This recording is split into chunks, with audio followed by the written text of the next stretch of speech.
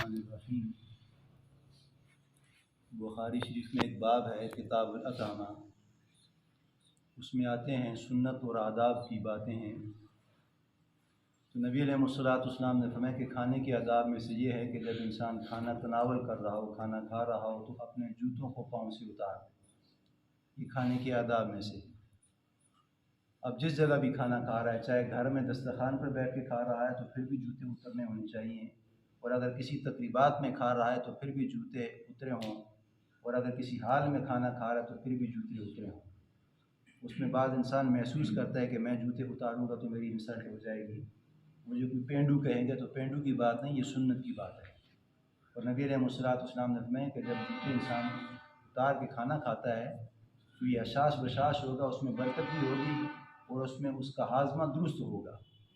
اب اس کے طریقے یہ ہیں کہ گھر میں تو آسانی ہے، جوتے اتار کے دسترخوان پہ بیٹھ گیا، لیکن اب کسی ریسٹورنٹ میں کھا رہا ہے، شادی حال میں کھا رہا ہے، تو وہاں پہ الجھن ہے۔ لیکن اس الجھن کو دور کرنے کے لیے فقہا نے فرما دی کہ اپنے جوتوں کو اتار لے، جوتے اتار کے پاؤں ان کے اوپر رکھ لے، لیکن جوتوں کو اتار کے کھانا کھانا یہ پھر بھی سنت ہے۔ اس میں یہ نہیں ہو سکتا کہ اگر فلانا، وہی کل والی بات آ گئی کہ میں نے کسی مولانا کو دیکھا کہ وہ کھا رہا تھا، تو کسی کو دیکھتے ہوئے وہ دلیل نہیں بنے گی، بلکہ دلیل وہی ہے کہ جو نبی علیہ الصلوۃ والسلام نے وما آتاکم الرسول فخذوہ وما نہاکم عنہ فانتہوا، اللہ نے فرما دی کہ وما آتاکم الرسول، جس چیز کا حکم تمہیں پیغمبر کر رہا ہے فخذوہ، اس کو لینے والے بن جاؤ، وما نہاکم عنہ فانتہوا، اور جس سے آپ نے جس سے روک دیا فانتہوا، آپ اس سے رکنے والے بن جاؤ۔ تو یہ ایک نمبر کی دلیل ہے، یہ سنت بھی ہے، یعنی جو نبی علیہ الصلوۃ والسلام نے بتایا وہی ہمارے لیے حرف آخر ہے، اس کے علاوہ کوئی چیز ثابت نہیں ہے۔ تو فرمایا کہ جوتے کو اتار کے کھانا کھانا یہ سنت ہے۔ کسی حال میں کھا رہے ہیں تو جوتے اترے ہوں، اس کے اوپر پاؤں رکھ لے تو یہ ہے، اگر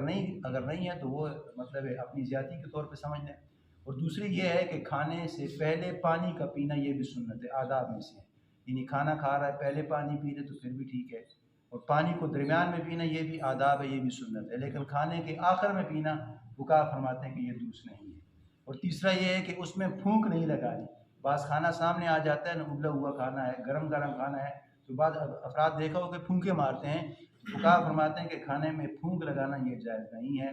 تو تیسرا مسئلہ یہ ہے کہ جب آپ دسترخوان پہ بیٹھیں، یعنی دسترخوان کو بچھانا یہ آداب ہے، یہ سنت ہے۔ اب دسترخوان آپ نے کھانا مکمل کر لیا، کسی میزبان کے ہاں آپ گئے ہیں، تو فقہا فرماتے ہیں کہ جب آپ میزبان کے لیے چلے گئے ہیں، دعوت ہے آپ کی، تو وہاں پہ جب آپ نے کھانا مکمل کر لیا تو آپ نے دعا کرنی، اللہم اطعم من اطعمنی واسق من سقانی، یہ دعا ہے۔ ویسے تو میں نے اس دن بتایا تھا کہ جب انسان گھر میں کھانا کھا رہا ہو، اس کی یہ دعا ہے الحمدللہ الذی اطعمنا،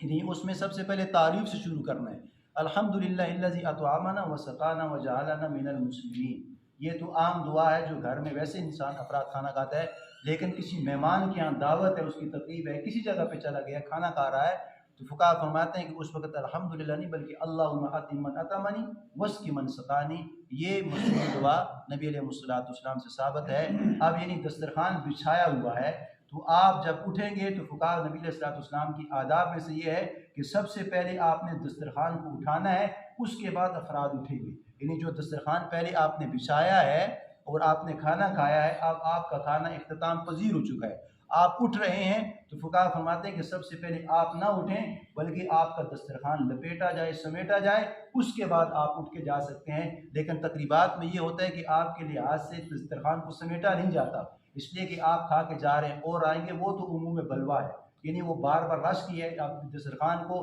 سمیٹنا، اٹھانا، صاف کرنا ذرا مشکل ہے، اس وقت اور بات ہے۔ لیکن جو گھر کے دسترخوان پہ بیٹھے، فقہا فرماتے ہیں کہ آپ اس وقت تک نہ اٹھیں جب آپ کا دسترخوان اٹھایا جائے، سمیٹا جائے، اس کے بعد افراد اٹھ جائیں، اور اس کے بعد یہ دعا بھی پڑھ لیں، الحمدللہ الذی اطعمنا وسقانا وجعلنا من المسلمین۔ اللہ سے دعا ہے کہ اللہ تعالیٰ ہمیں کامل اتباع نصیب فرمائے۔ اللہم